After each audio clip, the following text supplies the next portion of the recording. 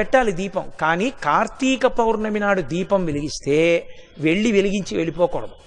కొవ్వొత్తితో అస్సలు వెలిగించకూడదు దీపాన్ని. ఎందుకంటే అది చచ్చిపోయిన జంతువు యొక్క కొవ్వుతో తయారు చేయబడుతుంది. వెంటనే ఆ దీపం అపవిత్రం అవుతుంది.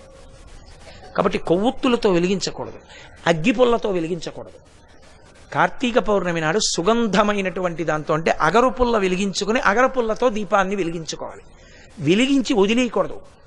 దాంట్లోకి వెంటనే అక్షతలు తీసుకుని చేత్తో పట్టుకుని దామోదరమావాహయామి అని కానీ త్రయంబకమావాహయామి అని కానీ రెండు మాటలలో ఏదో ఒకటి చెప్పాలి.